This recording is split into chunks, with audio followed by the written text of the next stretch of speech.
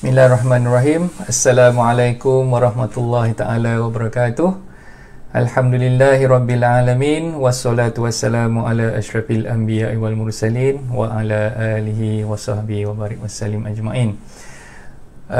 Untuk memberkatikan lagi majlis kita pada pagi ini, jadi sama-samalah kita buka dengan membaca Ummul Kitab Al-Fatihah. Auzubillah.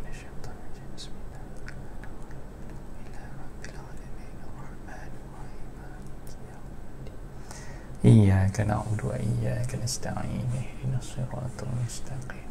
Siratal ladzina an'amta 'alaihim.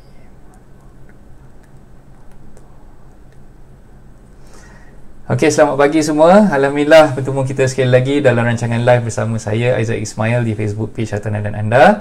Okey, saya doakan agar tuan-tuan puan semua berada dalam keadaan sihat walafiat bersama keluarga tersayang. Selamat berpuasa untuk hari yang keempat hari ini. Okey, jadi kepada siapa-siapa yang dah join rancangan live kita pada pagi ini, saya minta lah jasa baik tuan-tuan puan semua untuk tekan button share dan tolong sharekan rancangan live ni kepada rakan-rakan yang lain supaya kita boleh tariklah seramai mana yang boleh sahabat-sahabat kita untuk join bersama rancangan live ni dan sekurang-kurangnya mereka mendapat manfaat lah daripada apa yang telah saya kongsikan, insyaAllah. Okay? Jadi siapa yang dah join tu, saya minta tolong kenalkan diri, sekurang-kurangnya letaklah apa tu, bagi salam ataupun ucap selamat pagi dan sebagainya, supaya saya tahulah yang anda dah join bersama pada pagi ni, dan saya tidaklah berkesorangan. Jadi saya nampak nama Datin Jasmine di situ. Waalaikumsalam Datin. Okey, Dr. Narimah pun dah join. Waalaikumsalam Doktor. Okey. Mr. Kunandran pun ada. Okey, thank you. Siapa-siapa yang dah join ni, saya minta tolong tolong sharekan, tekan button share tu dan kongsikan kepada rakan-rakan yang lain lah. Jadi kita ambil masa lebih kurang dalam 2 minit lah. 2 minit lagi kita akan mulakan. Jadi sementara tu kita tunggu rakan-rakan yang lain masuk. Sambil-sambil tu kita sembang kosong dululah. Okay, untuk pagi ni saya rasa kebanyakan daripada kita dah mula dah boleh adapt lah dengan situation di mana kita berpuasa dalam keadaan tengah di bawah perintah kawalan pergerakan. Jadi kita tak boleh nak bergerak pergi ke mana-mana macam biasalah. Dah berapa bulan, dekat sebulan lebih dah kan. So hari ni pun saya dah lost count dah berapa hari dah sebenarnya kita dalam PKP ni kan. Tapi yang saya tahu bulan puasa ni kita dah masuk hari yang keempat lah. Nak kira berapa, nak kira tu dah jadi macam malas nak kira. dah macam tak apalah, tak payah kira lah kot. Bila habis-habis, bila sambung-sambung kan, kita pun dah rasa macam dah lali lah kan.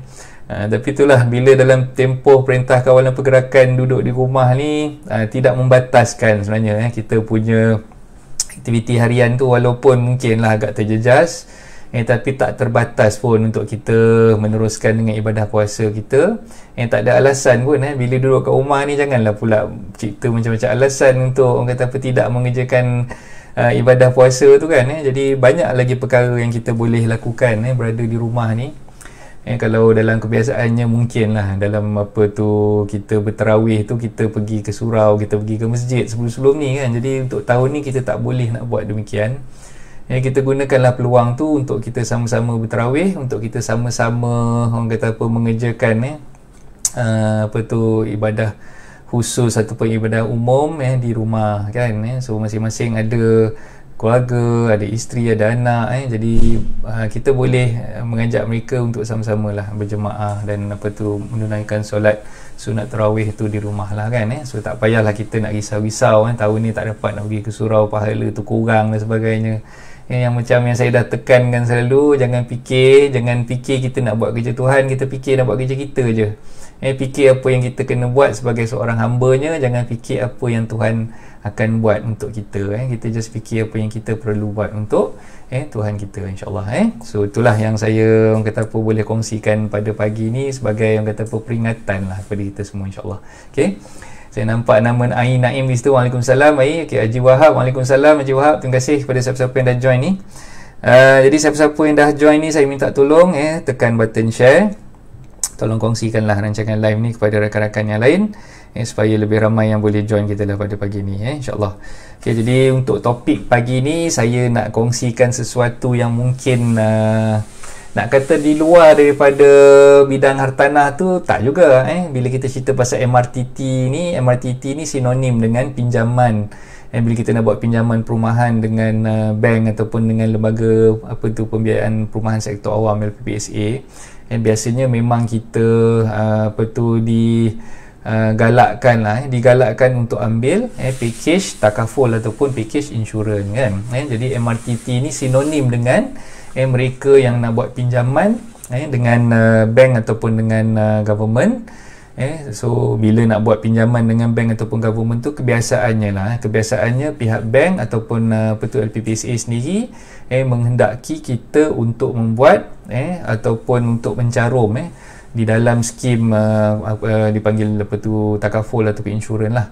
Okey, jadi untuk pagi ni saya nak buka minda tuan-tuan puan semua. Okey, sebenarnya selain daripada MRTT ada satu lagi option yang dipanggil MLTT. Okey. Tapi sekejap lagi saya akan terangkan apa benda MRTT ni, apa MLTT tu kan. Jadi kita akan kupas tentang topik ni pagi ni.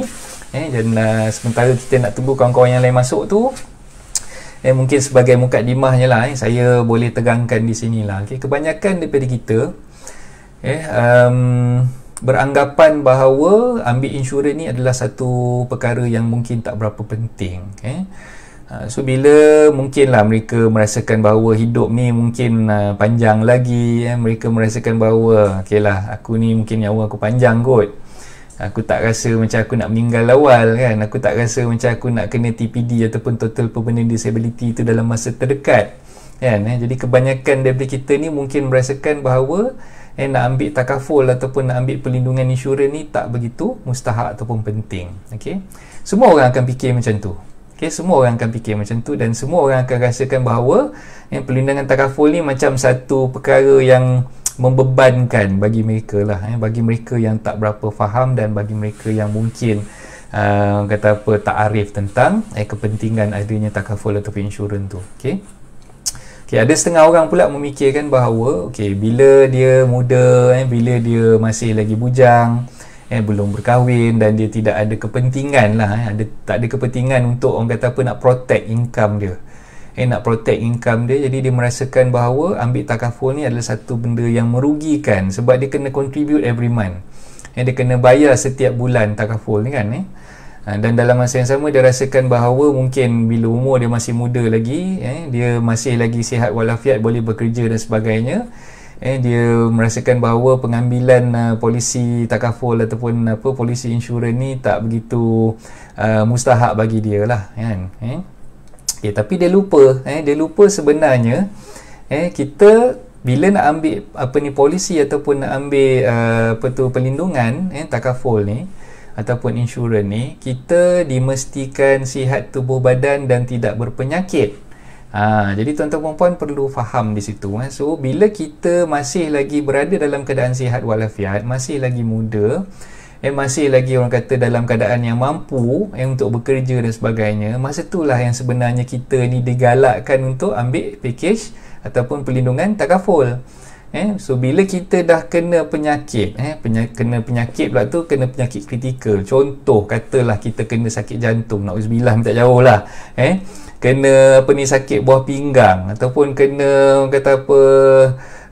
kanser dan sebagainya kan. Jadi penyakit-penyakit kritikal ni, once kita dah kena diagnose saja, kena penyakit kritikal tu, masa tu minta maaf banyak-banyak, mana-mana syarikat insurans pun tak nak insurankan kita, mana-mana syarikat takaful pun akan tolak permohonan untuk kita diinsurankan. So masa tu sebenarnya tuan-tuan perempuan akan rasa menyesal, kenapalah daripada awal lagi aku tak terfikir nak ambil insurans, kenapalah daripada awal lagi aku tak terfikir untuk ambil perlindungan takaful ni.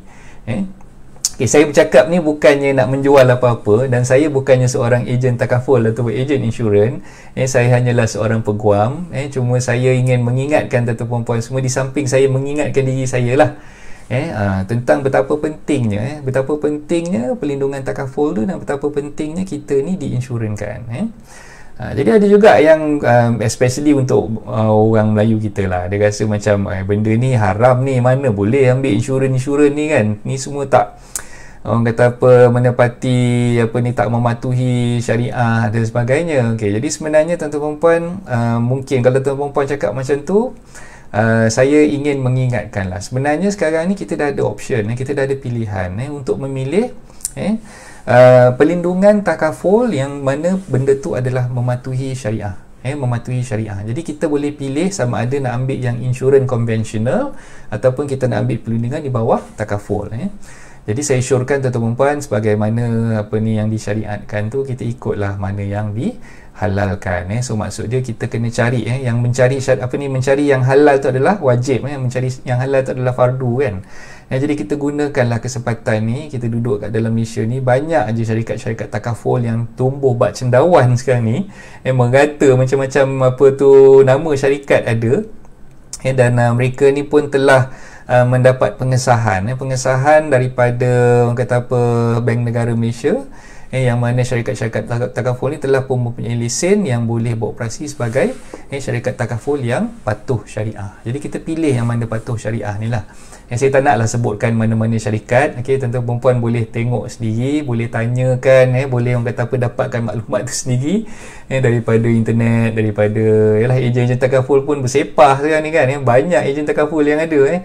Antaranya sahabat-sahabat saya, kalau saya boleh sebutkan nama kat sini, yang saya tulis penampilan khas di situ, Cikgu Saha, yang mana Cikgu Saha pun insya-Allah boleh bantu tuan-tuan perempuan semualah. Saha dah join Saha? Waalaikumsalam. Alhamdulillah nampak nama Saha di situ. Cikgu Saha Yusof ni daripada syarikat takaful, dan saya saja je jemput dia untuk sama-sama berkongsi dengan kita pada pagi ni.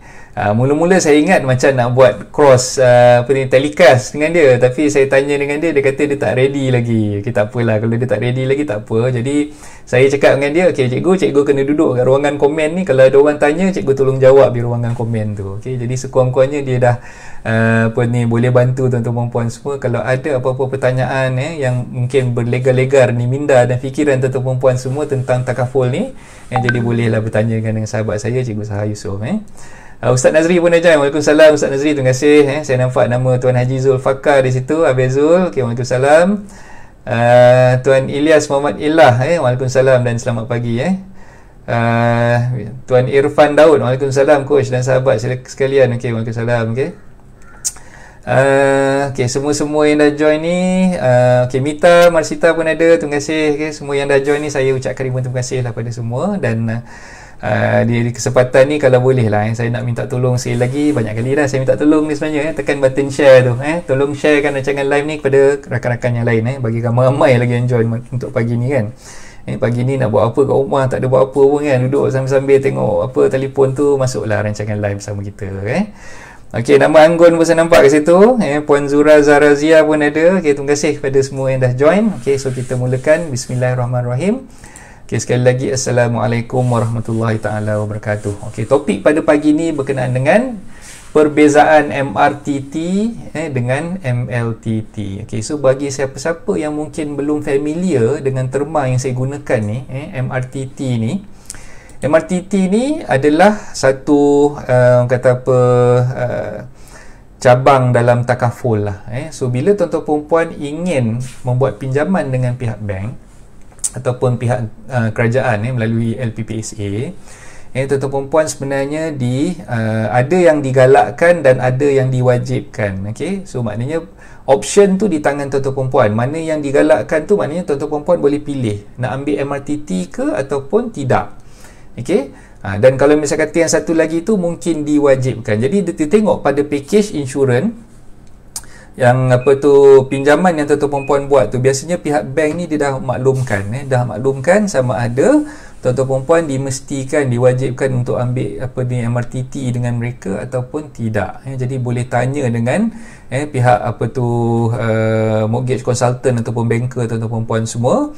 Dan kalau misalnya kata benda tu adalah pilihan, jadi hari ni saya nak terangkan pada tuan-tuan perempuan semua, sama ada wajar ataupun tidak tuan-tuan perempuan menimbangkan sama ada untuk mengambil MRTT ataupun nak mengambil MLTT. So apa dia MRTT, apa dia MLTT tu sekejap lagi saya akan kongsikan pada tuan-tuan perempuan semua. Alright. So MRTT ni stands for apa? Sebenarnya MRTT ni maksud dia, boleh rujuk dalam slide saya tu, Mortgage Reducing Term Takaful. mortgage reducing. R tu stands untuk reducing term takaful. Jadi beza dia dekat huruf R dengan huruf L di situ. Okay, so untuk MRTT, mortgage reducing term takaful. Ada juga tuan-tuan puan mungkin pernah terdengar MRTA. Jadi MRTA belakang dia tu jadi A pula, instead of T jadi A pula. So kalau misal kata belakang dia tu MRTA, dia tulis MRTA, itu maksud dia mortgage reducing term assurance.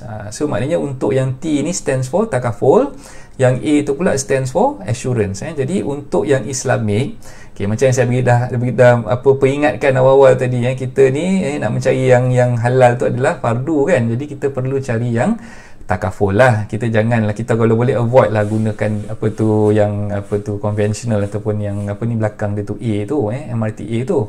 Jadi sebaik-baiknya kita gunakan MRTT. Kalau kita nak ambil MRTT tu, kita gunakan yang takaful lah. Okey. Jadi untuk yang MLTT pula, definisi untuk L tu stands untuk level. Level. Okey. Jadi mortgage level term takaful. Okey. Jadi kalau belakang dia tu A, MLTA, mortgage level term assurance. Okey. Jadi beza dia dekat T tu untuk takaful, yang A tu untuk assurance. Sama juga macam MRTT. Okey. Jadi mortgage level dan juga mortgage reducing. Ini ada dua perbezaan yang mungkin tuan-tuan dan puan akan tertanya-tanya macam mana sebenarnya beza dia tu kan. Okay, jadi insya-Allah untuk pagi ni saya akan kongsikan, saya akan kupas kepada tuan-tuan dan puan semua macam mana beza dia. Okey. Jadi untuk definisi tu, pelindungan takaful akan berkekurangan mengikut tempoh pembiayaan rumah. Okey. So tuan-tuan dan puan bayangkan, okey, sekarang ni tuan-tuan dan puan bila ambil pinjaman dengan pihak bank ataupun dengan LPPSA, dengan government, tuan-tuan puan akan ikat diri tuan-tuan puan sebagai peminjam tu dalam tempoh yang tertentu. Kita panggil tempoh tu tenure, tenure, T-E-N-U-R-E, tenure. Okay, so bila dalam tempoh yang tertentu, contoh katalah tuan-tuan puan beli rumah berharga 300,000. 300,000 dan pinjaman yang tuan-tuan puan buat dengan bank tu adalah katalah 270,000 sebagai contoh, 90% daripada harga 300,000 tu. Okey. Jadi 270,000 pinjaman, tuan-tuan puan biasanya akan ikat pinjaman tersebut dalam tempoh katalah 30 tahun. 30 tahun. Sekarang ni tahun 2020, maknanya tahun 2050 nanti baru habis pinjaman tersebut. Okey. Jadi dalam tempoh 30 tahun tersebut, tuan-tuan puan perlu membayar monthly installment, bayaran bulanan kepada pihak bank. Okay, so kita bayar sampailah 2050, dah 30 tahun barulah habis bayaran kita kepada pihak bank. Okey, jadi isu ni sekarang ni, isu yang kita nak timbulkan sekarang ni pada tuan-tuan puan semua adalah bagaimana sekiranya uzubillah minta jauh, tiba-tiba jadi apa-apa pada tuan-tuan puan dalam tempoh 30 tahun tersebut. Okay, jadi apa-apa kat sini saya ibaratkan tuan-tuan puan mungkin ditimpa musibah, kemalangan dan sebagainya, atau kena penyakit kritikal dan sebagainya, nauzubillah minta jauh, tiba-tiba meninggal pada tahun yang ke-10 katakan. So sekarang ni 2020, katalah 2030 nanti kita dah meninggal. Okay, pinjaman kita tadi tu masih lagi ada baki kan, masih lagi ada baki yang kita perlu bayar kepada pihak bank. Jadi macam mana kita nak lunaskan bayaran kita kepada pihak bank tersebut sedangkan kita dah meninggal? Jadi itulah kepentingan adanya insurans ataupun takaful di situ. Jadi takaful yang ada ni tadi, yang kita dah carum tadi, yang kita dah beli takaful tadi, dah miliki sijil takaful tu, kita boleh menarik nafas lega. Kalau dah meninggal tak adalah nafas lagi kan, tapi kita ibaratkan macam tu lah, kita dah boleh, orang kata peace of mind lah, dapat peace of mind tu, sebab bila kita meninggal nanti syarikat takaful yang akan bantu untuk bayarkan baki yang belum berbayar lagi kepada pihak bank. Okay, pada masa tu, masa kita dah meninggal tu, jadi syarikat takaful ni akan bantu kita untuk settlekan semua hutang-hutang kita dengan pihak bank. Okay. Jadi secara tak langsung, bila kita buat pinjaman dengan pihak bank tu, dan dalam masa yang sama kita ambil package MRTT di situ, ini yang saya cerita ni untuk MRTT dulu, package MRTT di situ, maknanya kalau kita buat pinjaman dengan bank, setiap bulan kita bayar installment kepada pihak bank, hutang kita dengan pihak bank tu makin lama akan jadi makin berkurang. Okay, so kalau kita tengok graf dia, okay, katalah macam sekarang ni kan, okay, kita buat pinjaman katalah 2020, jumlah yang kita pinjam 270,000. Okay, jumlah yang kita nak kena bayar balik plus dengan kata apa, keuntungan yang bank dah dapat. Okay, nak sebut interest tak boleh, riba kan, so kita sebut sebagai keuntungan lah. Keuntungan yang bank dah cipta di situ, bank calculate semua sekali untuk tempoh 30 tahun, katalah total semua sekali yang kita perlu bayar kepada pihak bank adalah 500,500 ataupun 550,000. Okay, jadi pada tahun pertama kita pinjam dengan bank sampailah ke tahun yang terakhir, which is 20-50, yang kita pinjam 30 tahun tadi kan, jumlah yang kita akan bayar kepada pihak bank makin lama tu akan mengurangkan jumlah keberhutangan kita kepada pihak bank lah. Katalah awal-awal tadi kita dah kena bayar, okay, masa awal-awal kita cipta hutang tu kita kena bayar 550,000. Okay, jadi katalah monthly installment kita sebanyak 2,000 sebulan. So kita bayar 2,000. Okay, so sampai masa katalah tahun 2030 kita ditimpa apa ni, malapetaka, kita meninggal, nauzubillah, okay, meninggal pada masa tu. Jadi pada masa tu katalah baki hutang kita dengan pihak bank ada lagi 400,000. Kan, ada lagi 400,000. Jadi pihak takaful dia akan bayar yang 400,000 ni kepada pihak bank. Jadi kita tak payah nak fikir-fikirkan lagi. Okay? Hutang yang 400,000 tu dah settle. Kita tak payah fikir orang waris yang kita tinggalkan, anak kita, isteri kita, tak payah nak susah-susah nak bayar lagi installment tu, sebab pihak takaful dah settlekan bayar dengan pihak bank. Okay, so tuan-tuan perempuan faham ikut apa yang saya terangkan kat situ. Setakat ni penerangan dia adalah berdasarkan kepada baki hutang yang ditinggalkan, baki hutang yang masih wujud, pihak takaful akan settlekan baki hutang tersebut pada masa yang kita ditimpa musibah ataupun meninggal tadi. Itulah takrifan untuk MRTT. Okay, kalau pening-pening kejap lagi saya akan tunjukkan cartanya, jangan risau kat situ. Okay, ni saya nak bagi penerangan bagi tuan-tuan perempuan nampak dulu dia punya orang kata apa, the gist of it lah, untuk nampakkan dia punya senario dia macam mana. Okay, so itu untuk MRTT. Okay, yang kedua kita panggil MLTT. Okay, MLTT ni apa dia? Okay, MLTT ni berbeza sikit. Dia berbeza sikit dengan MRTT tadi, sebab kalau tadi MRTT kita nak buat pinjaman dengan bank ataupun dengan LPPSA, barulah kita ambil package insurans MRTT ni ataupun package takaful MRTT ni. Sebelum kita nak buat pinjaman, kita tak boleh nak ambil package MRTT ni. Yalah, kita nak buat pinjaman barulah kita ambil.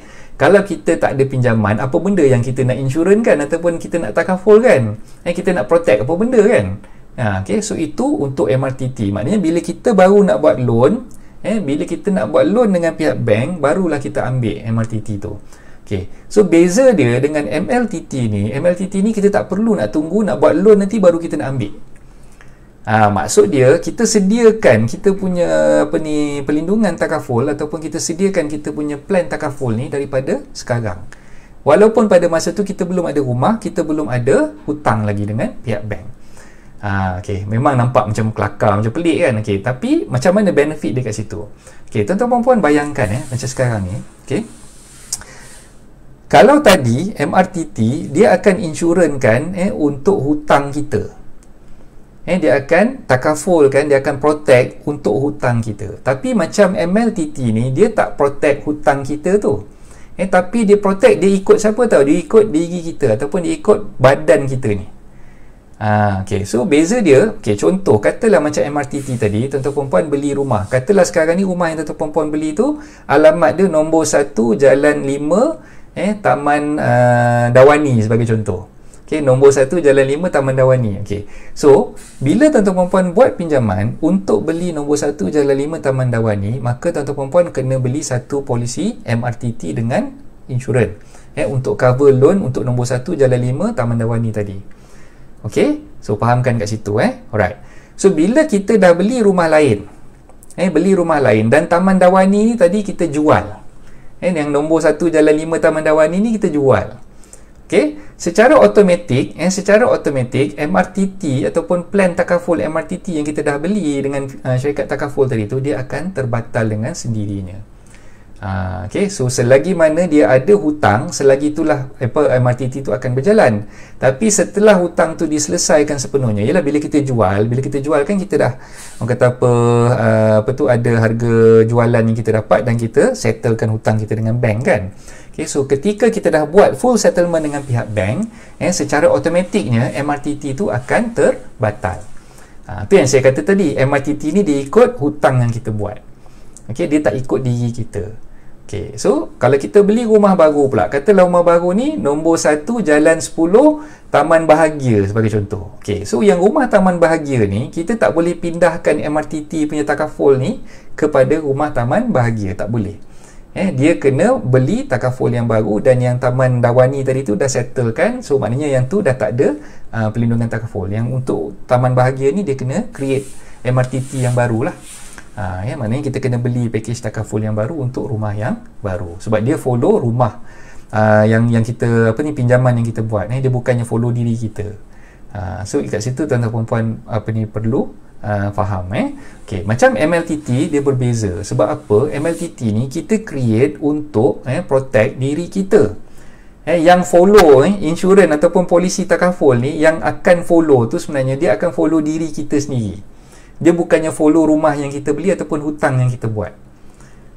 Okay, so pelindungan takaful tu akan kekal selagi mana kita membayar caruman ataupun kita bayar contribution kita kepada syarikat takaful tu. Katalah contribution kita, okay, macam tadi, okay, MLTT tu kita dah ambil, okay, katalah protection yang kita nak cover kat situ adalah 300,000 sebagai contoh. 300,000, jadi katalah dengan 300,000 tu, masa tu umur kita baru 25 tahun. Kita baru bekerja, kita baru je mendapat gaji pertama kita. Okey, kita ambil tindakan ataupun langkah yang bijak, kita terus beli perlindungan takaful MLTT ni tadi, dan kita letakkan sum covered ataupun jumlah yang diinsurankan tu adalah 300,000 sebagai contoh. Okey, jadi bayaran bulanan yang kita bayar, katalah bayaran bulanan yang kita bayar tu adalah RM100 sebulan. Okey, jadi RM100 tu kalau katalah jadi apa-apa pada kita, kita meninggal sebagai contoh, duit 300,000 tu dia akan bayar kepada waris yang kita namakan, ataupun istilah dalam takaful ni kita panggil dia sebagai nomini. So akan dapat kepada nomini yang kita tinggalkan. So duit 300,000 ni akan digunakan oleh nomini kita. Kita boleh buatlah wasiat dan sebagainya. Kita minta nomini kita ni untuk selesaikan segala hutang piutang kita yang ada, termasuklah hutang yang rumah ni tadi. Tak kira lah rumah nombor 1 Jalan 5 Taman Dawani ke nombor 1 Jalan 10 Taman Bahagia, tak kisah. As long as duit yang dapat tadi tu, yang 300,000 sum covered yang kita dapat, bukan kita lah, nomini kita yang pegangkan tadi tu, dia diamanahkan untuk selesaikan semua hutang-hutang yang ada. Okay, itulah perbezaan yang ketara lah. So tuan-tuan perempuan perlu fahamkan, kalau misal kata basic information yang saya tegangkan ni tadi tuan-tuan perempuan masih lagi blur, mungkin agak sukar untuk tuan-tuan perempuan fahami saya punya next slide dan seterusnya lah. Jadi pada permulaan ni, kalau faham tulis faham, kalau misal kata mungkin masih tak berapa jelas, tak berapa faham, mungkin tuan-tuan perempuan boleh masukkan dalam ruangan komen. InsyaAllah saya akan cuba kupas benda tu. Okay. MRTT akan terbatal jika rumah dijual. Yes, betul. Alright. So siapa-siapa yang ada soalan mungkin boleh tolong tuliskan di ruangan komen. Nanti insyaAllah saya akan terangkan. FI benarkan pilih MRTT atau MRTT kalau buat housing loan? FI tu apa? Tuan Azam Azra, FI tu apa? Financial institution. Oh, financial institution. Okay. Benarkan pilih MRTT atau MRTT kalau buat housing loan? Okay, jawapan tu bergantung Tuan Azam, bergantung kepada bank mana yang kita buat pinjaman dan package pinjaman yang macam mana yang kita buat dengan mereka. So ada some banks tu dia bagi kelonggaran untuk kita pilih. Ada some banks tu dia minta kita wajib ambil dengan mereka lah. So kebanyakan bank yang mungkin ada anak syarikat, anak syarikat yang ada lesen takaful ni, kebiasaannya dia memang letak benda tu sebagai compulsory lah, sebagai compulsory untuk kita ambil, dan bergantung pada jumlah loan yang kita pinjam. Katalah loan yang kita pinjam tu mungkin jumlahnya atas 100,000 ataupun atas 200,000, masa tu dia bagi kelonggaran untuk kita pilih nak ambil option MRTT dengan dia ataupun tak. Tapi kalau misalnya kata package tu, katalah pinjaman yang kita buat tu below 200,000 ataupun below 100,000, so biasanya dia akan jual sekali. Dia minta kita beli sekali MRTT dengan dia lah. Okey, ramai dah ni, alhamdulillah ada lebih kurang 32 orang saya tengok kat sini. Terima kasih semua yang dah join ni. Okay, saya baca sekejap. Tuan, maaf lambat masuk ada hal. Okay, tak apa Tuan Budiman, terima kasih. MLTT akan ikut diri pembeli, kalau jual atau beli rumah baru tidak akan terbatal. Yes, betul. Tu yang Cikgu Saha tuliskan. Okay, kasih. Waalaikumsalam, selamat pagi. Okay, so siapa-siapa yang dah join ni, minta tolong tekan button share. So kalau ada yang tak faham, tolong tekan, tolong komen kat situ. Tak faham, nanti saya boleh ulang balik apa yang saya cuba terangkan kat situ lah. Okay, terima kasih kepada semua yang dah join ni. Saya rasa ramai ni geng-geng takaful yang dah join kita ni. So cikgu-cikgu takaful ni, sifu-sifu takaful yang dah join ni, mungkin kalau ada penerangan yang saya bagi tu kurang jelas, jadi saya minta tolong mencelah lah. Selain daripada Cikgu Saha Yusof kita, so siapa-siapa yang lain-lain ni, tauke-tauke takaful ni, bolehlah munculkan diri. So saya benarkan tuan-tuan perempuan, siapa-siapa yang sambil-sambil join rancangan live ni ingin menawarkan perkhidmatan takaful, kalau anda adalah seorang ejen takaful, boleh buat demikian dalam rancangan live ni, jadi kita boleh berkongsi lah. So kita gunakan medium ni untuk kita sama-sama dapatkan networking. Okay, so itulah tujuan sebenar kenapa saya buat topik ni. Bukan saya nak jual takaful, sebab saya bukan ejen takaful. Jadi ramai saya rasa kawan-kawan kita yang ada dalam ni yang buat takaful, jadi mereka bolehlah sharekan, kongsikanlah nombor telefon ke apa ke, masukkan dalam tu. MRTT jangan lupa check and claim if ada lebihan bayaran insurans lepas jual rumah di cover tu. Yes, okay. So Muaz beritahu ni advance sebenarnya ni Muaz. So nanti kejap lagi saya akan kongsikan juga. So apa yang Muaz cakap tu betul lah tu.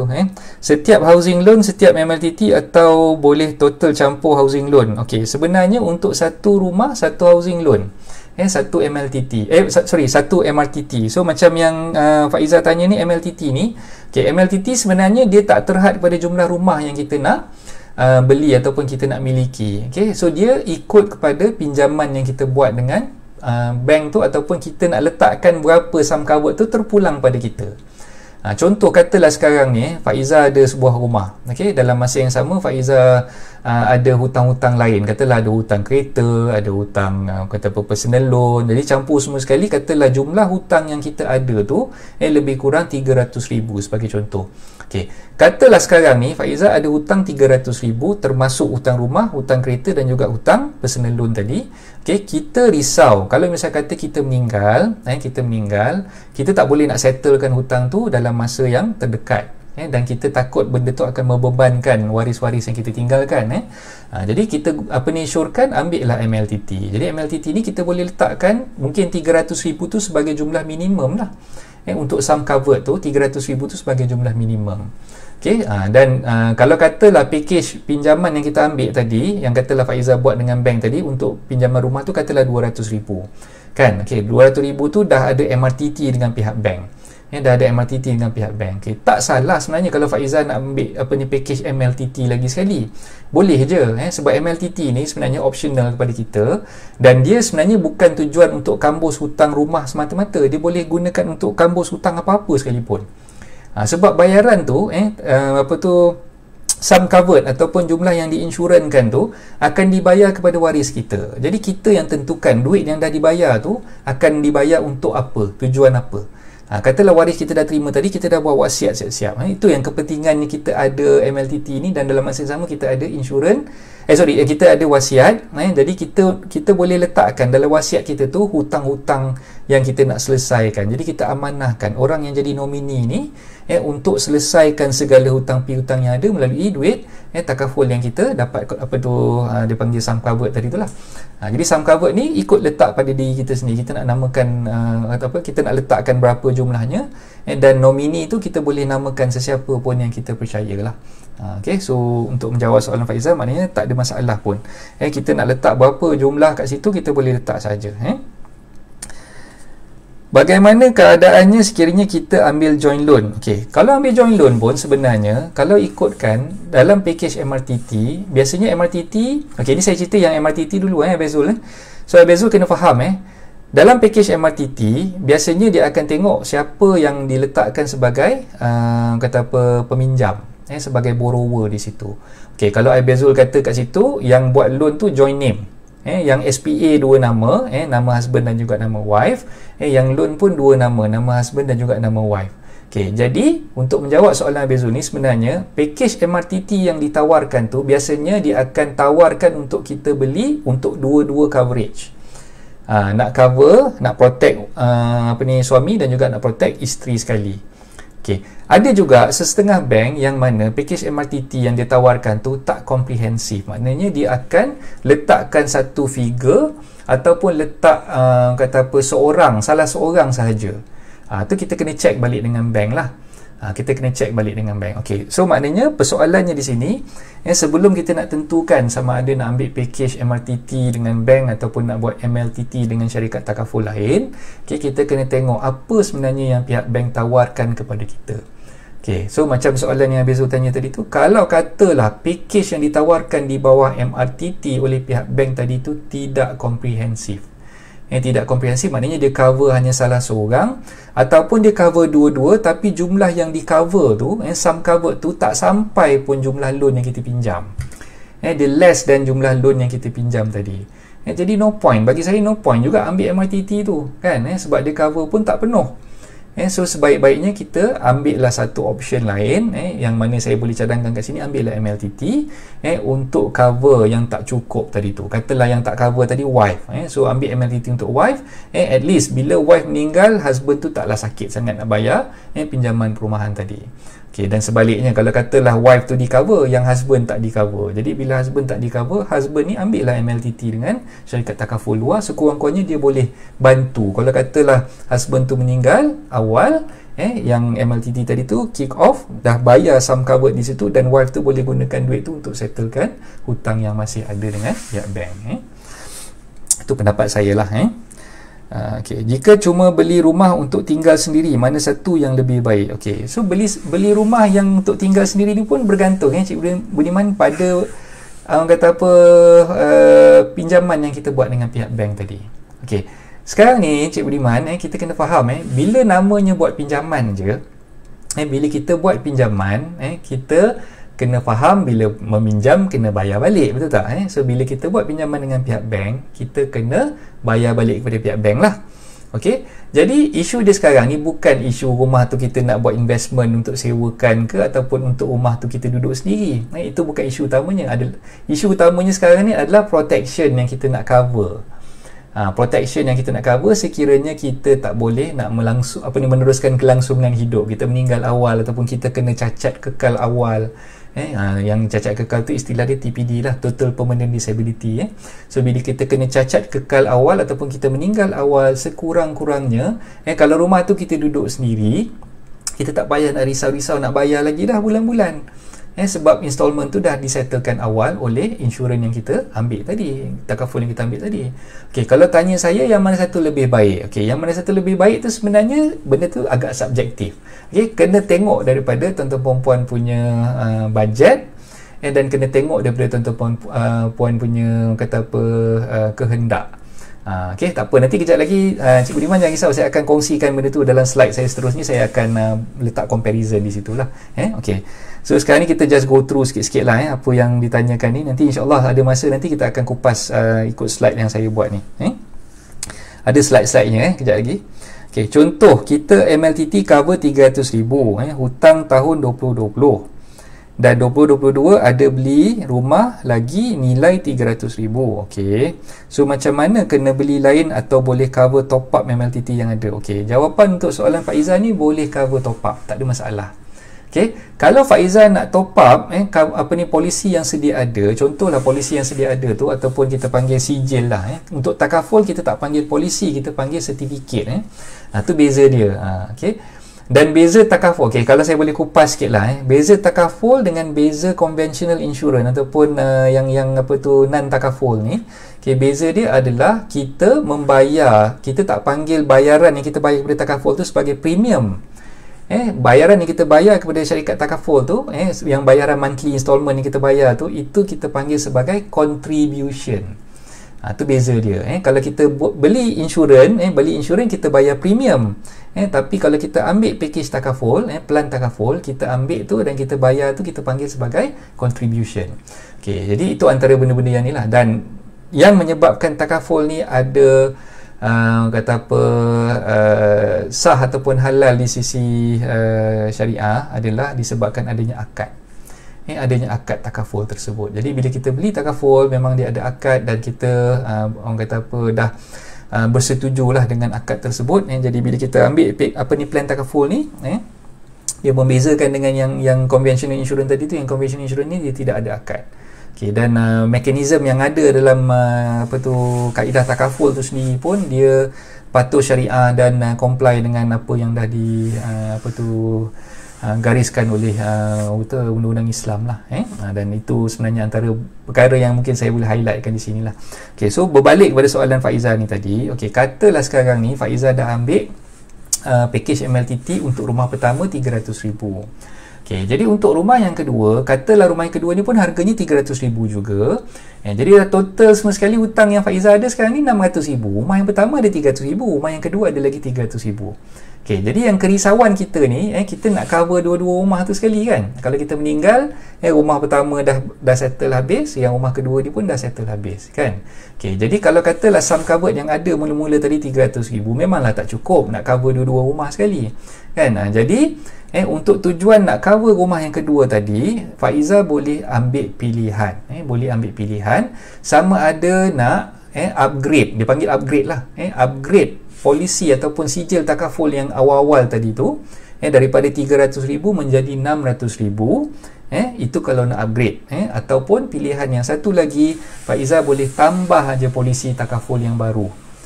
Beli je polisi takaful yang baru, untuk cover 300,000 yang untuk rumah kedua tadi tu. Jadi maksud dia MLTT ni dia memang fleksibel. So kalau kita boleh singkap sikit lah, untuk MLTT ni dia sebenarnya fall under apa yang kita panggil sebagai investment link. Investment link type of plan. Jadi kita boleh ambil, kita boleh nak tambah kita punya sum covered, boleh nak kurangkan sum covered kita, boleh nak tinggikan kita punya contribution, boleh nak kurangkan contribution kita pun boleh, sebab dia ni fleksibel. Polisi takaful untuk MLTT ni sebenarnya kebanyakan syarikat-syarikat takaful yang ada sekarang ni, dia menggunakan pakai teknik untuk MLTT ni yang dipanggil investment link punya type. Jadi investment link punya policy type ni dia lebih fleksibel. Kita boleh dia macam elastik lah, kita nak tarik dia boleh, nak lepaskan dia pun boleh, macam getah kan. So kita nak tambah ke nak kurangkan ke, itu bergantung pada kita sendiri. Tengok pada jenis apa yang kita nak, perlindungan yang macam mana yang kita nak. Tambahan kalau kita nak masukkan, katalah nak added value ada medical card di situ, boleh. Nak added value ada critical illness punya benefit di situ, boleh, tak ada masalah. Itu kelebihan kalau kita ambil MLTT. Yang MRTT ni tadi biasanya dia dah dia tak fleksibel macam mana MLTT tadi. MRTT ni dia dah fix. Coverage-nya ada hanya untuk kematian dan juga untuk lumpuh kekal ataupun cacat kekal semata-mata. Dua perkara tu je yang MRTT cover. Alright. So panjang sebenarnya saya nak cerita ni. Ini baru slide yang kedua. Tak apa. Saya tengok dulu, saya go through dulu apa yang ada dalam ni. Wasiat MLTT tu boleh dicabar dengan faraid tak? Contoh, nama pewaris ialah isteri tapi tak ada anak lelaki. Boleh ke adik-beradik arwah suami cabar? Nanti kan boleh berebut pula harta. Ini dah masuk soalan harta pusaka ni Mita ni. Tak apa, saya cuba tolong jawabkan. Untuk soalan Mita ni sebenarnya dia macam ni. Dalam kita buat wasiat, kalau kita nak buat wasiat, wasiat ni tuan-tuan puan perlu faham, bila kita nak buat wasiat, sebenarnya yang dinamakan wasiat di situ adalah 1/3 sahaja daripada harta kita yang boleh diwasiatkan. Yang lain-lain ni, yang lain-lain contoh, katalah anak kita, isteri kita, ibu bapa kita, adik-beradik kita, semua ni dia dah ada dia punya faraid ataupun pembahagian secara faraid. So basic rule dia macam tu. Basic rule dia macam tu. Classic example kita tengok macam kes arwah abang dulu. Kita buat kes arwah abang dulu sebagai classic example dah. Katalah yang didengarkan cerita, saya tak pasti sama ada betul atau tidak. Betulkan saya kalau saya salah lah. So kita ambil benda sebagai contoh saja. Katalah masa dia meninggal, dia tak meninggalkan wasiat. Dia tak tulis apa-apa wasiat pun. Jadi pada hakikatnya bila tak ada wasiat, sebenarnya faraid ni faraid ni kalau ikut pemahaman saya lah, dia berdasarkan kepada yang mula-mula sekali yang kita kena faham, undang-undang Islam ni dia tidak merigidkan, dia tidak merigidkan ataupun dia tidak macam okay, you kena buat macam ni, kalau misalnya kata you tak buat macam ni, you berdosa. Tak. Sebenarnya bukan. Yang pertama sekali, yang paling kita pentingkan sekali adalah konsensus ataupun dipanggil musyawarah, musyawarah di antara semua waris yang ada. Okey, so kena fahamkan di situ. Kalau katalah yang si mati tadi dia tidak meninggalkan wasiat, dalam masa yang sama di bawah hak faraid tu ada anak, anak pula terbagi dua, anak lelaki bahagian dia macam mana, anak perempuan bahagian dia macam mana, ada balu kan, balu isteri yang dah meninggal tadi itulah. So ada balu, ada ibu ayah, ibu ayah yang si mati tadi, ada adik-beradik si mati, so semua ni dia ada hak-hak di bawah faraid dia. Okay, yang saya katakan yang diutamakan sekarang ni adalah musyawarah di situ. Maksud saya, semua orang yang ada hak faraid ni, kalau katalah mereka dah duduk berkumpul, mereka dah berbincang sesama mereka dan mencapai satu kata persetujuan di antara mereka semua. Kata persetujuan ni memang dicapai sebulat suara. Maknanya tak ada seorang pun yang kata tak nak, semua dah capai kata persetujuan di situ. Faham Okey, so maknanya bila dah sampai ke tahap yang dah capai kata persetujuan, contoh katalah yang mak ayah tadi, yang apa tu si mati punya mak ayah tu, kita tak apalah, mak ayah dah tua, yang tinggalkan cucu-cucu ni semua mak ayah bagilah kat cucu. Okey, so dia dah menidakkan hak dia ataupun dia tak nak ambil hak dia di situ. Okey, yang adik-beradik si mati ni pun dah kata tak apalah, ni semua hak arwah, kita tinggalkanlah pada anak dia, pada apa tu, waris-waris dia yang ada ni lah, untuk anak dia, isteri dan sebagainya. So dia orang pun dah menidakkan hak dia orang di situ. Okey, jadi yang musyawarah di antara adik-beradik ni tadi, waris-waris yang patut yang berhak mendapat hak faraid di situ, mereka dah consensusly dah bersetuju untuk sama-sama memberikan hak-hak mereka kepada anak-anak yang tadi kan, ataupun kepada isteri yang ada tadi tu. Kalau katalah dia tak ada anak, bagi pada isteri tu kan. Okey, so itu sebenarnya yang lebih afdal dan lebih bersesuaian pada masa tu lah. Dan kalau katalah tak boleh nak mencapai kata persetujuan, orang ni nak hak dia, orang ni kata dia berhak, orang ni kata tak boleh, aku punya ni lagi patutnya jaga apa semua kan, semua duk bertelagar apa semua, masa tu lah baru faraid itu kicks in. Masa tu lah baru adanya undang-undang faraid itu untuk menghilangkan orang kata pertelingkahan antara dua-dua pihak di situ. Itu yang saya orang kata nampak, dan saya rasa perlu saya highlightkan perkara ini pada tuan-tuan perempuan semua, untuk tuan-tuan perempuan faham lah. Okey, dan dalam MLTT, sebenarnya sum covered yang kita dapat, tu, itu sebenarnya bukannya duit yang ditinggalkan oleh si mati tu. Kalau katalah kita ambil package MLTT, duit package duit caruman ataupun duit contribution yang kita bayar setiap bulan, katalah contribution ni kita bayar 100 setiap bulan, so 1 tahun ada 1,200. Okey, so kata 10 tahun ada 12,000 kita bayar di situ. Itu adalah duit contribution yang kita bayar kepada syarikat takaful. Okey, tapi sum covered yang bayar kita punya pampasan tu, sum covered tu datang daripada satu fund yang dipanggil tabarruk fund. Tabarruk fund. So tabarruk fund ni sebenarnya adalah fund yang dah dikongsikan oleh semua pencarum-pencarum takaful, dengan duit yang dicarumkan bersama-sama ni dalam tabarruk fund ni, inilah yang digunakan untuk membayar pampasan kepada waris kita lah. Bila kita dah meninggal nanti, waris kita yang akan dapat duit tu kan. Jadi kesimpulan yang ada sekarang, sebenarnya duit tu adalah bukan duit pusaka kita. Duit daripada tabarruk fund tu sebenarnya bukan duit daripada pusaka kita tahu. Itu adalah duit yang dihibahkan, yang dihadiahkan oleh semua kontributor yang ambil polisi takaful tersebut. Jadi digunakan duit tu untuk bayar pampasan kepada kita. Sum covered tu dibayar kepada waris kita tadi. Jadi secara tak langsung, duit tu tak termasuk di bawah harta pusaka yang boleh difaraidkan sebenarnya lah. Dan kita sebagai pemegang polisi, kita boleh terus letakkan nomini, siapa sebenarnya orang yang kita nak nominate menjadi wakil kita bila kita dah tak ada nanti, orang tu yang akan menerima duit tersebut, dan orang tu yang kita amanahkan untuk selesaikan segala hutang-hutang piutang yang ada ni. Itu beza dia. Jangan salah faham di situ. Bukannya duit daripada harta pusaka sebenarnya. Duit daripada contributor fund ataupun tabaruk fund tadi tu datangnya daripada contributor, bukannya datang daripada pemegang polisi tu seorang-seorang. Dia datang daripada ramai-ramai. Katalah ada 1 juta orang yang beli polisi takaful dengan syarikat ni tadi, so duit tu dah dikontributkan oleh semua pemegang polisi dalam pool of fund yang ada tu, dan duit tu lah yang digunakan untuk membayar pampasan kepada waris-waris yang ditinggalkan oleh si mati lah. Okay, right.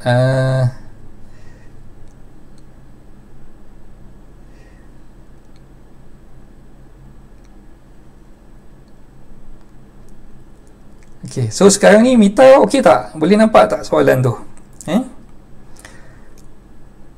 Nanti kan boleh berebut pula harta. Yalah, macam yang saya beritahu tadi, yang penting sekarang ni orang kita ni salah faham. Dia ingat faraid tu yang pertama. Dalam apa benda kena faraid kan? Kena faraid kan? Tak, sebenarnya bukan.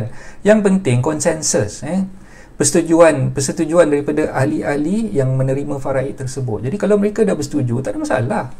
Yang jadi masalah ni kalau mereka tak bersetuju, itu sebenarnya. Tapi orang kita ni salah faham. Dia fikir tak boleh, kena ikut faraid, apa-apa benda kena bagikan ikut faraid. Bukan itu maksud dia. Faraid ni last sekali. Kalau tak dapat nak mencapai kata sepakat, persetujuan di antara waris-waris yang ada, barulah kita gunakan faraid. Itu sebenarnya. Okey, boleh upgrade yang sedia ada ataupun tambah baru ikut mana yang terbaik. Macam yang Cikgu Sahar beritahu tu lah. So itu yang saya dah terangkan tadi. Okay, if tak sempat cover tajuk best insurans rumah ni, kena buat part 2 coach. Okay, insyaAllah. Kalau tak sempat hari ni, kita akan sambung lagi. Kena buat part 2 coach, banyak info. Okay, insyaAllah. Tak apa, nanti kita akan sambung lagi lah kalau tak sempat hari ni. Mengapa bayaran balik pinjaman menggunakan takaful jauh lebih tinggi berbanding dengan pinjaman menggunakan insurans konvensional? Soalan Nabil Zul ni macam mana? Mengapa bayaran balik pinjaman menggunakan takaful jauh lebih tinggi berbanding dengan pinjaman menggunakan insurans konvensional? Saya tak rasa macam tu Abizul, sebab kalau ikutkan maksud Abizul ni mungkin pinjaman yang dibuat melalui Islamic financing ke, yang Islamic financing punya loan ke, maksud dia bayaran yang dibayar kalau kita ambil Islamic financing ni lebih tinggi berbanding kalau kita ambil pinjaman konvensional, macam tu ke maksud Abizul lain?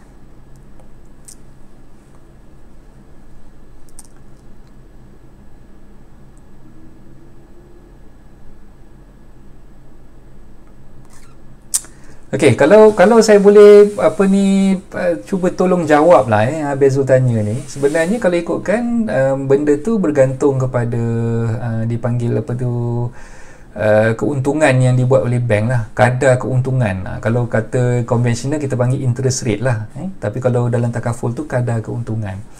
Okay, dan dalam masa yang sama pembiayaan di bawah Islamic financing dia dia dah kirakan siap-siap berapa sebenarnya jumlah yang kita perlu bayar kepada pihak bank lah. Kalau misalnya kata yang konvensional ni dia tak kirakan siap-siap, maknanya benda tu masih lagi kita masih lagi terkira-kira berapa agaknya jumlah yang kita bayar. Okay. Cuma kadang-kadang setengah orang fikir, kenapa bila dia ambil housing loan yang Islamic ni, kenapa jumlah yang dia bayar every month tu, yang dia bayar tu katalah 2,000 kan, tengok duitnya tu tak luar-luar. So biasa saya dengar macam tu, ada setengah orang dia fikir aku buat housing loan Islamic ni tapi aku tak nampak duit aku luar, aku bayar mula-mula dulu 200,000, sekarang ni pun aku duk bayar ni pun baru 159,000, baru dah lebih kurang 2 tahun dah aku bayar, tak luar-luar benda tu. Okay, sebenarnya tuan-tuan perempuan, yang tuan-tuan perempuan bayar tu sebenarnya adalah dia punya interest. Interest tu yang banyak sebenarnya. Daripada awal kita bayar, sebenarnya table tu kita boleh minta bank print kan. Bank boleh print kan. Daripada bayaran installment yang kita bayar, katalah kita bayar installment kita 1,000 sebulan.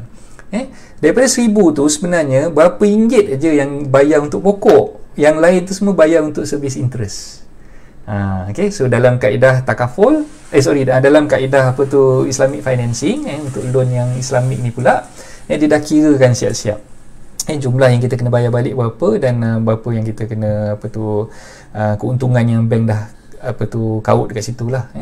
Jadi kita minta bank print kan, so kita boleh tahu sebenarnya pokok kita bayar berapa, yang kita punya interest bayar berapa. So kalau dapat minta diorang bagi kita yang dah print out tu, untuk kita buat kajian dari situ lah. Okey. So saya rasa mungkin nak jawab soalan Bezul tu, benda tu bergantung pada inilah pengiraan kadar faedahnya, kadar faedah ataupun keuntungannya. So lagi tinggi kadar faedahnya, memang lagi tinggilah kita punya installment ataupun bayaran yang kita kena bayar balik pada bank kan.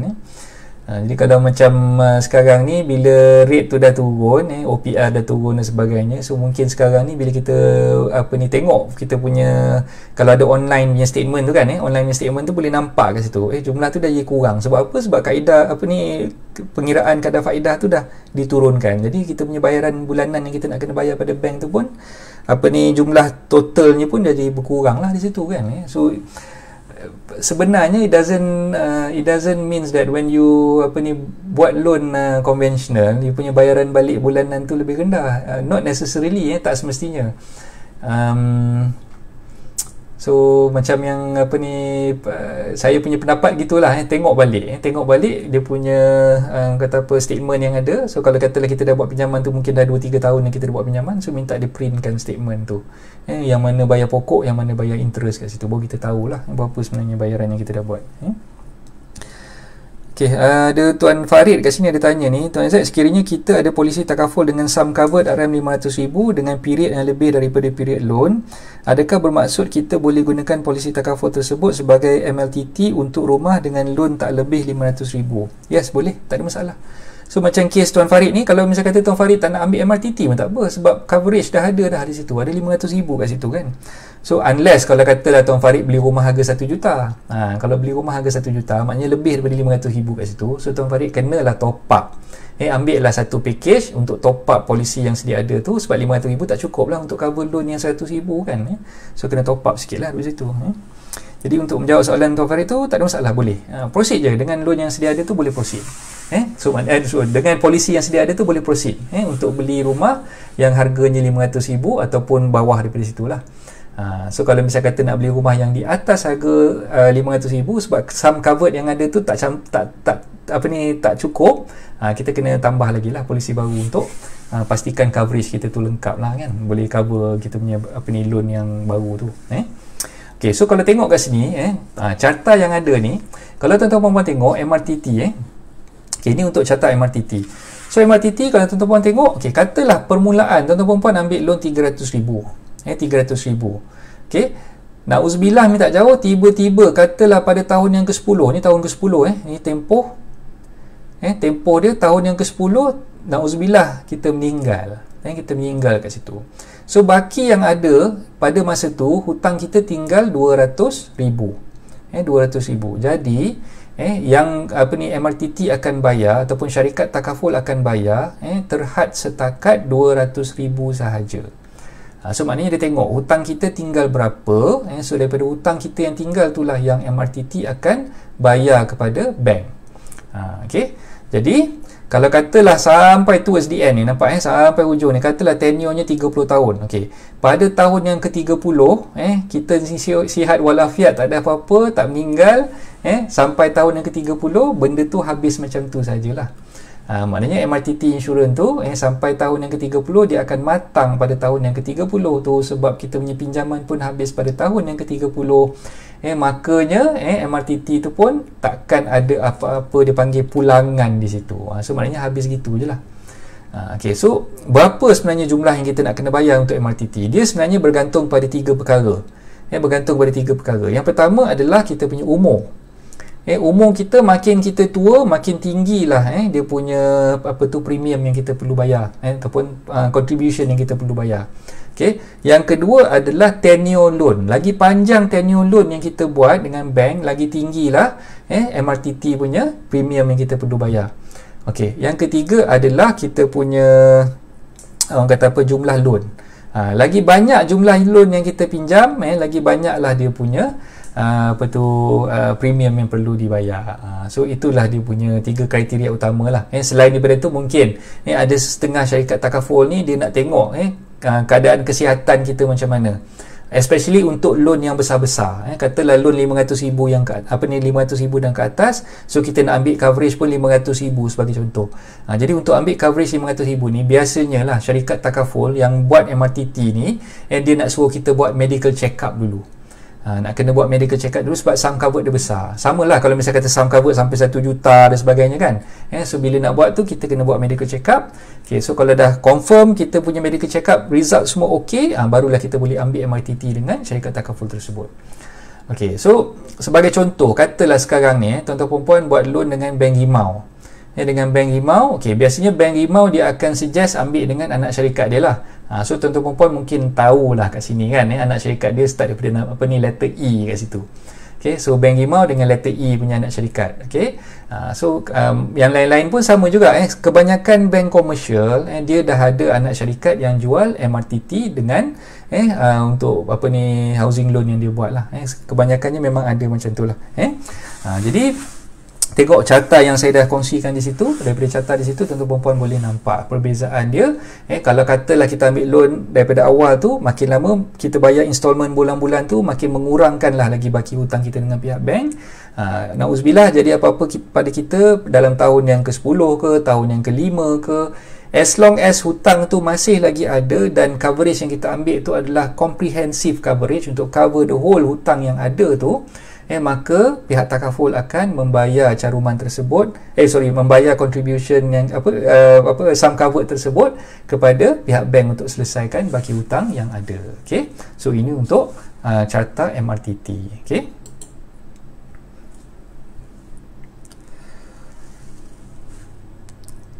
okey, so saya teruskan. Saya harap penerangan saya ni tak adalah terlalu laju sangat untuk tuan-tuan perempuan catch up. Saya risau juga kalau saya terangkan benda ni, takut tuan-tuan perempuan tak berapa jelas, tak faham. Jadi saya tengok kat sini komen-komen yang masuk ni, alhamdulillah semua okey lah. Kalau ada yang tak faham tu, boleh tolong komenkan di situ.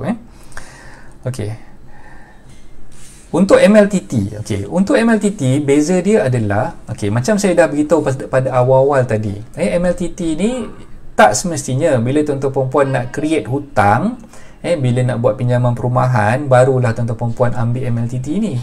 Katalah sekarang ni tuan-tuan perempuan dalam proses nak bina harta, nak bina kekayaan dengan membeli harta, beli rumah, beli apa-apa je lah, yang orang kata nak bina harta tuan-tuan perempuan. Kita sinonim dengan beli rumah lah, senang cerita.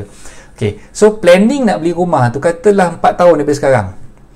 Sekarang ni tak nak beli lagi, duit tak cukup lagi kan, duit tak cukup lagi. So tak apalah, aku target 4 tahun daripada sekarang lah aku beli rumah.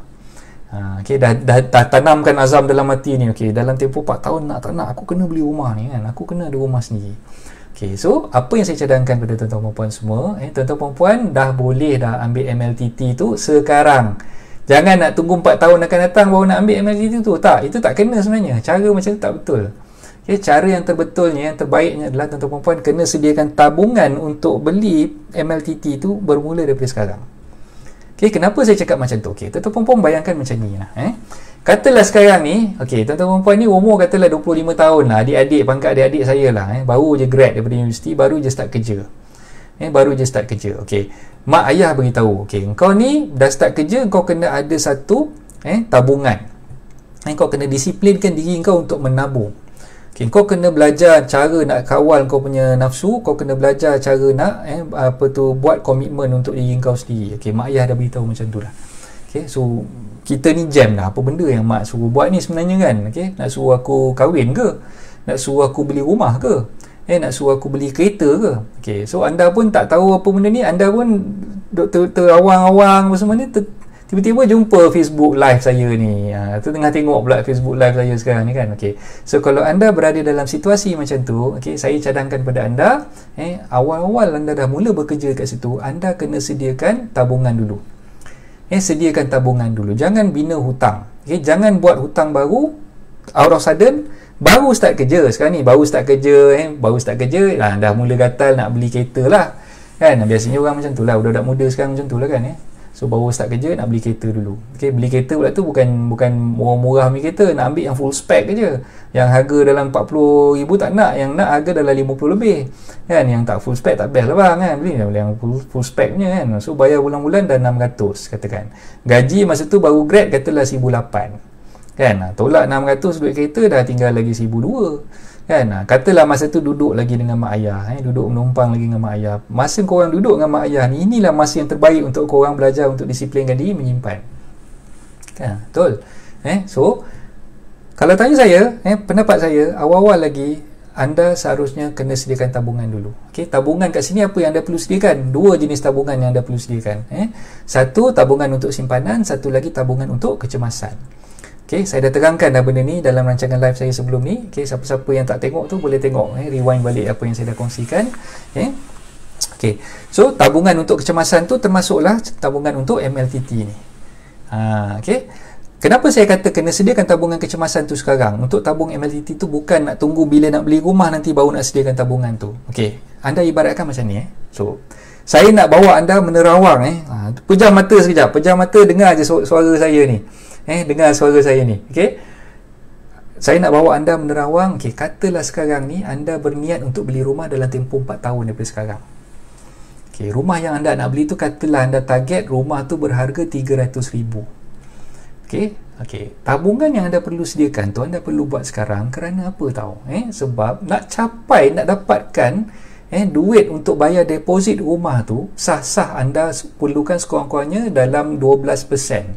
10 ke 12% untuk duit permulaan anda nak kena bayar untuk memiliki rumah tersebut.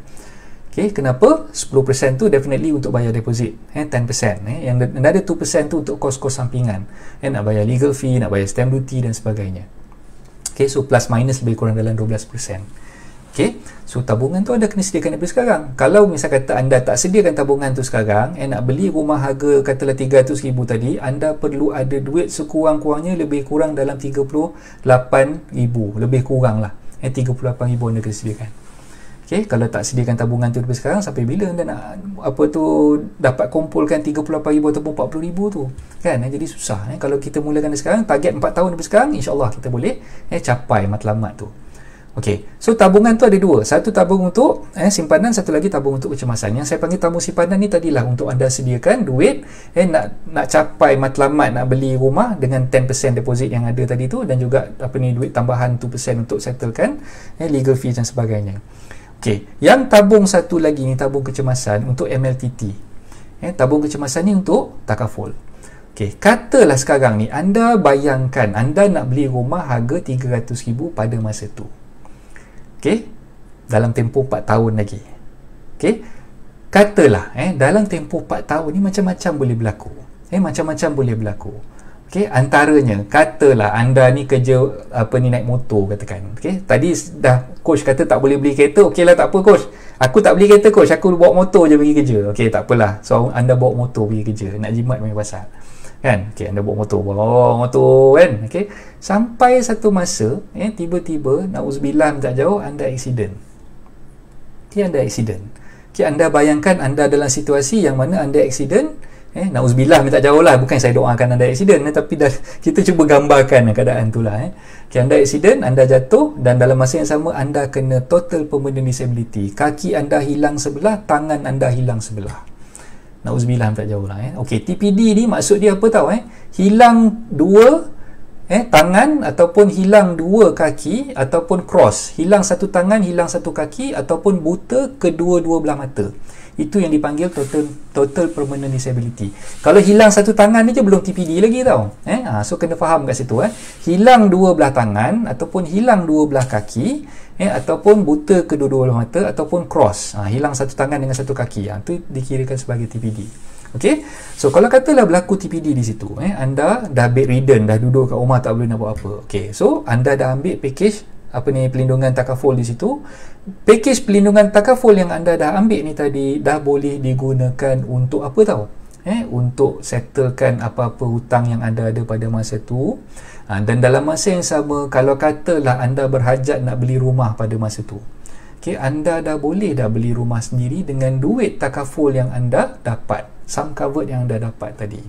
Itu kalau anda hidup lah kan, sebab anda tak payah nak berhutang lagi lah, dah dapat cash kat tangan. Katalah ambil coverage tadi untuk 300,000 kan, dapat coverage untuk 300,000 punya ni, so anda dah boleh dapat apa ni 300,000 pampasan tadi, dan dengan duit pampasan tadi tu anda tak payahlah beli rumah harga 300,000. So mungkin anda beli rumah yang harga 150, yang murah sikit. Sebab apa saya kata macam tu? Sebab at least ada lagi duit kat tangan untuk meneruskan survival anda lah. So adalah baki lebih kurang 100 ke 150,000 lagi, duit tu boleh dah digunakan untuk survival anda, nak bayar makan, nak itulah meneruskan kelangsungan hidup dan sebagainya. Okay, so fahamkan kenapa saya kata benda tu kena buat tabungan daripada sekarang. Kalau umur anda baru 25 tahun, inilah masa yang paling sesuai untuk anda buat tabungan dan anda teruskan menyimpan dan kata apa, planning untuk perancangan kewangan anda tu dengan bijak lah. Okay,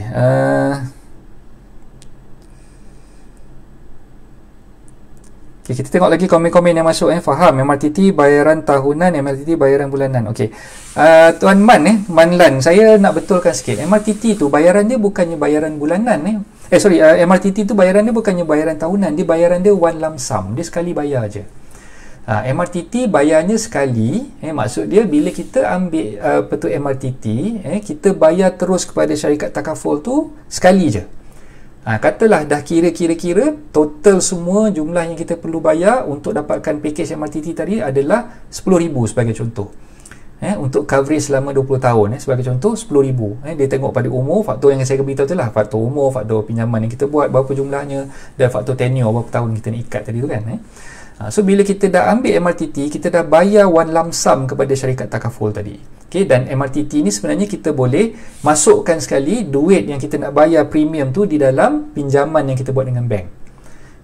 Itu antara kelebihannya lah MRTT ni, kita boleh buat pinjaman tu daripada total duit yang kita pinjam dengan bank tu, kita boleh masukkan sekali package untuk beli MRTT tu. Tapi barang diingat, bila namanya duit yang kita bayar untuk premium takaful MRTT tu datang je daripada pihak bank, bank finance kan benda tu, maka dia pun ada faedah ataupun ada keuntungan yang bank akan ambil lah. So dia bukannya free je, dia kena kira sekali. Katalah kita pinjam 10,000 untuk bayar MRTT kan, jadi maknanya 10,000 yang kita pinjam daripada bank tu, dan kita kena bayar balik kepada bank pun 10,000 plus interest dia lah. Faedah pun kita kena bayar jugalah pada bank. Jadi jumlah keseluruhan tu mungkin jadi 25,000 kan. Jadi itu dia punya kelemahan dalam kelebihan. Kelemahan disebabkan kita kena bayar lebih. Kelebihan sebab kita tak payah nak pening-pening kepala, awal-awal tu dah masukkan sekali dalam loan, jadi kita bayar je lah monthly installment pada pihak bank. Okay, so maknanya kelemahan dalam kelebihan lah kat situ kan. Okay, so itu takrifan dia lah. Okay, untuk yang MLTT tadi, MLTT ni Tuan Man boleh bayar sama ada nak bayar bulanan boleh, nak bayar quarterly ni maknanya 3 bulan pun boleh, nak bayar half yearly setengah tahun pun boleh, nak bayar yearly pun boleh. Tapi dia bayar dia secara gradually, maknanya dia bukannya bayar lump sum macam tu. Katalah Tuan Man nak bayar setiap bulan, katalah setiap bulan RM100, jadi kita bayarlah kepada syarikat insurans ni RM100 sampailah habis, sampailah umur kita habis katakan. Dia macam dia tenure tu maknanya berapa tahun yang kita nak ikat tu bergantung pada kita. Selagi mana yang kita nak dapatkan protection tu, selagi itulah kita membayar dengan pihak syarikat takaful. Tu beza dia lah Tuan Man. Okey, apa lagi saya nak cerita kat sini. Okey, saya tengok balik soalan yang masuk ni. MRTT boleh masukkan dalam loan housing. Okey, untuk MRTT sahaja Faizah. MLTT tak boleh. MLTT kena bayar sendiri. Okey, tabung simpanan, tabung kecemasan, contoh MLTT. Okey, so Tuan Farid Kamal, terima kasih. TPD faham. Okey, Hanif Zurda, okay, terima kasih Tuan. Minta Malaysia, thank you coach. Dan Tuan Saha atas jawapan. Okey, right. So kita teruskan dengan carta ni. Okey, kita nak fahamkan carta MLTT ni pula. Okey, tuan-tuan puan-puan tengok kat sini, beza dia tadi, kalau kita tengok MRTT dia punya carta dia 300,000, dia akan turun ke bawah macam ni kan. Jadi kalau misal kata awal-awal kita buat loan dengan bank tu 300,000, coverage untuk MRTT akan jadi berkurang disebabkan loan yang kita bayar tu, installment yang kita bayar setiap bulan tu akan menyebabkan jumlah hutang kita berkurang. Okey, tapi untuk MLTT ni dia tak ikut baki hutang yang tinggal. Sebab apa? Dia akan ikut nilai coverage asal yang kita ambil dengan pihak bank. Dengan pihak takaful. Okey. So macam ni kesimpulannya. Okey, katalah tuan-tuan puan dulu ambil coverage 300,000. Ambil coverage 300,000. Maknanya daripada tahun pertama tuan-tuan puan ambil sampailah ke tahun yang ke-30, katalah daripada mula-mula tahun 2020 sampailah ke tahun 2050 nanti, coverage yang tuan-tuan puan akan dapat adalah sama 300,000. So kalau jadi apa-apa, kematian ke, kelumpuhan ke, kekal dan sebagainya, dia akan bayar mengikut jumlah yang sama juga 300,000. Maka bila tuan-tuan perempuan dah terima duit daripada takaful 300,000 sum covered yang tuan-tuan perempuan dah dapat tadi, tuan-tuan perempuan boleh gunakan duit 300,000 tadi tu dan bayar sebahagiannya kepada bank. Katalah tadi total coverage yang tuan-tuan perempuan ambil adalah 300,000. Okay? Hutang yang tinggal dengan bank hanyalah 200,000 pada tahun yang ke-10. Maka tuan-tuan perempuan hanya gunakan 200,000 sahaja untuk bayarkan kepada bank, dan selebihnya tuan-tuan perempuan boleh enjoy dengan duit tersebut lah. Bukannya enjoy judi katak, tapi bolehlah gunakan duit tu untuk tujuan-tujuan lain, nak settlekan hutang lain ke apa ke, boleh, tak ada masalah. Jadi itu kelebihan bila kita ambil MLTT. Okay, so fahamkan kat situ. Kalau MRTT, dia akan bayar berdasarkan baki hutang yang tinggal dengan bank. Okay, tapi bezanya MLTT dia tak ikut baki hutang pun, dia akan ikut sum covered yang kita ambil daripada awal polisi kita tu. Dan tambahan daripada situ, 300,000 untuk sum covered tu sebenarnya ada additional lagi. Kenapa? Ingat tak saya sebutkan tadi investment link type. Investment link type policy ni, tuan-tuan perempuan kena faham duit yang dimasukkan ataupun caruman yang dibayar kepada tuan-tuan perempuan semua kepada syarikat takaful, duit tu akan dilaburkan. Jadi syarikat takaful biasanya dia akan ada kaunter-kaunter saham yang dilabur, ada property yang diinvest dan sebagainya. Jadi ada keuntungan daripada pelaburan yang dapat tu. Bila ada keuntungan, dia akan masukkan balik dan dia akan bagi balik kepada pencarum ataupun kepada pemegang sertifikat, kepada certificate holder. Jadi tuan-tuan perempuan sebagai pemegang sertifikat akan mendapat faedah ataupun keuntungan daripada dividen yang dibayar oleh syarikat takaful tadi. Jadi kemungkinan lah katakan kat sini pada tahun yang ke-10 ni tadi, kalau katalah kita kena cacat kekal dan sebagainya, dia akan bayar 300,000 plus dengan dividen dan juga bonus yang syarikat takaful akan masukkan dalam kita punya funds tadi itulah. Jadi mungkin akan jadi 310,000, 305,000, macam itulah lebih kurang. Tapi kalau misal kata yang buat MRTT, dia tidak ada, dia akan bayar kalau kata hutang tu 200,000 lah dia akan bayar. So tak adalah lebihan kat situ. So itu kelebihan dia lah. Okay, MRTT bayar lump sum one time only. MRTT ada pilihan bulanan ataupun tahunan. Okay, so tu yang apa Tuan Saha beritahu tu betul lah. Bila polisi MRTT start upon first drawdown loan, let's say rumah under con. Okay, polisi MRTT dia akan mula start bila loan tu dah drawdown. Tak kisahlah loan tu partially drawdown ke ataupun loan tu dah fully drawdown. Okay, katalah sekarang ni tuan-tuan perempuan ambil package pinjaman perumahan untuk beli under construction. Rumah tu belum siap. Jadi bila rumah under construction, bayaran yang dibayar oleh bank kepada developer, kepada pemaju mengikut stages. Katalah tiang siap, okey, developer bayar 10%. Okey, dinding naik, okey, developer bayar lagi 5%. Okey, bumbung naik, developer bayar lagi 10%. Okey, so progress payment yang developer claim daripada bank tadi tu, yang mana bank bayar kepada developer, okey, setiap progress payment tu akan tolak ataupun dia akan debitkan daripada account loan kita. So account pinjaman kita tu dah nampak dah, bila progress payment tu dah berjalan, account loan kita pun dah ditolak kan. So duit tu dah dibayar kepada developer kan. Jadi pada masa tu lagi sebenarnya kita punya MRTT tu dah bermula, MRTT tadi tu dah bermula lah.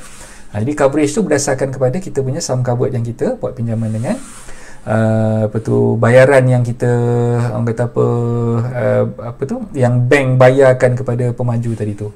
Katalah pada awal tadi tu, contoh katalah dia punya sum covered tadi tu untuk progress payment tu katalah baru 20% aja yang dia release. So setakat 20% tu je lah yang dia akan bayar kepada bank lah. Insurans takaful tadi akan bayar kepada bank lah, sebab dia baru release partially loan tu, belum release penuh lagi kan. Okey, so apa akan berlaku kalau misal kata projek tu terbengkalai. So at least hutang tuan-tuan perempuan dengan pihak bank tadi dia akan terlangsai dengan sendirinya lah, sebab tuan-tuan perempuan dah ambil MRTT daripada awal. So bila dah dibayar kepada pihak syarikat takaful dah bayar kepada pihak bank, makanya tak ada apa-apa hutang lagi yang masih lagi tertunggak oleh tuan-tuan perempuan sebagai peminjam kepada pihak bank tadi lah, sebab MRTT dah cover dah. Okey, so kita sambung lagi baca ni. Tuan Isaac ambil contoh bank approval offer sekali MRTT by financing, kemudian kita tak setuju untuk ambil MRTT bank tersebut dan maklumkan yang kita sudah ada insurans MRTT. Adakah ada efek apa-apa pada offer loan bank tersebut? Okey, so ini tuan-tuan perempuan saya cadangkan kena bincang balik dengan banker masing-masing lah. Okey, masa nak buat loan dengan bank, okey, kalau boleh sebelum loan tu lulus lah, sebelum loan tu lulus, emphasizekan pada banker masing-masing, beritahu dengan mereka saya dah ada MLTT insurance, jadi saya tak nak ambil package MRTA ataupun MRTT dengan bank lagi. Emphasizekan kepada mereka. Biasanya loan amount yang 200,000 ke atas, ataupun tak silap saya capping dia biasanya yang diwajibkan ambil MRTT ni 200,000 ke bawah, kalau tak silap saya lah. Kalau above 200,000 biasanya dia tak kisah, kita nak ambil dengan dia pun boleh, tak nak ambil pun tak apa. Some banks memang dia wajibkan, so itu tak boleh nak nafikan lah. Saya pun nak kata bagi pihak bank pun susah juga, takut nanti kata saya ni tak not in favor of bank punya polisi pula kan. Bukan tu maksud saya, tapi saya dah nak bagi gambaran dan nak menjawab soalan Tuan Syamil di situ. Okey, sebenarnya masa Tuan Syamil nak buat pinjaman dengan bank, awal-awal lagi Tuan Syamil dah beritahu dengan bank, okey, tuan, saya nak buat loan, tapi saya nak buat untuk housing loan, untuk tambahan tu saya cuma nak ambil untuk legal fee punya ni dan juga valuation saja. MRTT tak nak ambil. So emphasizekan benda tu pada banker. So beritahu dengan banker tak payah masukkan dalam package dia. Cuba buat macam tu lah. Tapi kalau katalah sekarang ni dah keluar, offer letternya dah keluar, untuk offer letter pula tu memang dah sebiji dia tulis kat situ, okay, including MRTT financing of 20,000, katalah dah masukkan sekali dalam. So total loan yang tuan-tuan perempuan kena bayar kepada bank tu termasuk dengan MRTT tu, katalah instead of beli rumah saja 200,000, kedebak-kedebuk campur MRTT, campur legal fee apa semua sekali, jadi 230,000 lah sebagai contoh kan. Okay, jadi kalau dalam kes macam tu sebenarnya tak terlewat, boleh bincang balik. Itu cuma letter offer yang dikeluarkan oleh bank, kita ada hak untuk bersetuju untuk menerima ataupun tidak. Okay, jadi pandangan saya secara peribadi, tuan-tuan perempuan boleh bincangkan balik. Mula suara dah nak hilang lah ni. Sorry boleh bincangkan balik dengan bank, okay, sama ada bank bagi kelonggaran untuk omit ataupun keluarkan dia punya package untuk MRTT tadi tu ataupun tidak. Okay, jadi by all means bagi saya tuan-tuan perempuan masih lagi ada hak nak menentukan nak ambil ataupun tidak package MRTT tersebut. Okay, right, tu untuk menjawab soalan Tuan Syamil kat situlah. Bisnes sampingan bank, faham pun. So itulah, bank dia ada package takaful, mestilah dia nak jual package takaful dia juga kan. Rugilah kalau dia tak jual benda yang boleh datangkan duit bagi dia kan. Sebab tu dia kata okey, tak apa, aku ada nak syarikat, katalah bank Rimau tadi dia ada bank E, syarikat takaful E tadi kan. So syarikat takaful E ni memang seboleh-boleh nak suruh beli juga dengan dia lah kan. Jadi option yang ada, tuan-tuan perempuan kena bincang dengan banker, minta dia consider untuk wave kan, benda tu diketepikan lah. Okay. Alamak, saya rasa saya kena berhenti rehat lah kot, saya punya suara dah nak hilang. Sorry lah saya saya akan sambung balik. InsyaAllah kita akan sambung balik topik yang sama esok. Banyak lagi slide saya yang saya tak boleh nak sharekan pada tuan-tuan perempuan semua sebenarnya. Jadi insyaAllah saya akan kongsikan esok, kita akan sambung balik topik ni. Dan saya harap siapa-siapa yang dah ikut rancangan live ni jangan ketinggalan lah untuk follow sambungannya esok.